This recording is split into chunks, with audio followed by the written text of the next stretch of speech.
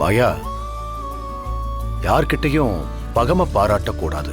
முக்கியமா எல்லார்கிட்டையும் அன்பா தான் இருக்கணும். குடும்பத்துல எல்லார் கூடவும் அனுசரிச்சு தான் போகணும். குடும்பம் ஒற்றுமையா இருக்கணும்னு யார் நினைக்கிறாங்களோ அவங்க தான் நிறைய காயப்படுவாங்க. அதான் எல்லாரும் உன்னை காயப்படுத்துறாங்க. கடவுள் உன்ன மாதிரி நல்லவங்களுக்கு நிச்சயம் நல்ல வாழ்க்கை கொடுப்பாரு. அந்த மாதிரி தான் இப்போ உனக்கு ஒரு நல்ல வாழ்க்கை கொடுத்துருக்காரு. அதோட உன்னை கைவிடவும் மாட்டாரு, நல்லபடியா வச்சிருப்பாரு.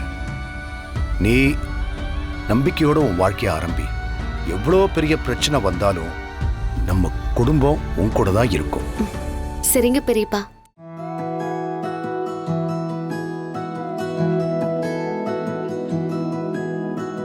நீ ரொம்ப அதிர்ஷ்டக்காரி மாயா. சீனுவும் நீயும் ஒருத்தர் புரிஞ்சு ஒருத்தருக்கு ஒருத்தர் விட்டு கொடுத்து நல்லா பழகின பிறகுதான் உங்களுக்கு சாந்தி முகூர்த்தமே வருது.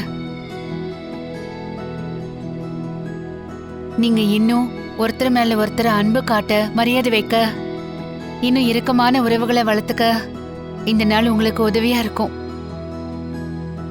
இத பாரு, உன் பெரியப்பா சொன்ன மாதிரி கடவுளோட ஆசீர்வாதம் உங்களுக்கு எப்பவுமே இருக்கும். நீங்க நல்லா இருப்பீங்க.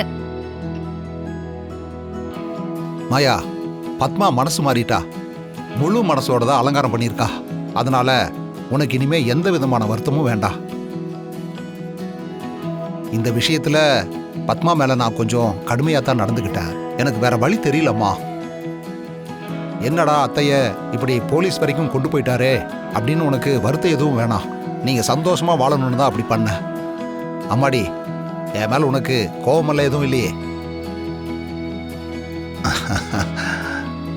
ஒரு குடும்ப பொண்ணுக்கு முக்கியமான லட்சணமே பிரச்சனையை பெருசு பண்ணாம இருக்கிறதும் விட்டு கொடுக்கறதும் தானு என்ன பெரியவங்க சொல்லி வளர்த்தாங்க.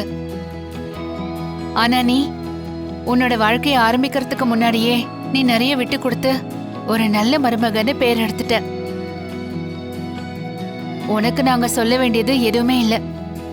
நீங்க ரொம்ப சந்தோஷமா இருப்பீங்க. ஆமாம்மா, எதுவும் காரணம் சொல்லாம 10 மாசத்துல என் நெஞ்சில முட்டி விளையாடுறதுக்கு ஒரு வாரிசை பெத்து கொடுத்துருங்க. என்ன பாருங்களேன். என்னடா சீனு, சரி என்ன நின்னுகிட்டு இருக்க? பெரியவங்க கிட்ட ஆசீர்வாதம் வாங்கிக்கோங்க. போங்க, போமா. அத்தை கிட்ட வாங்கிக்கங்க.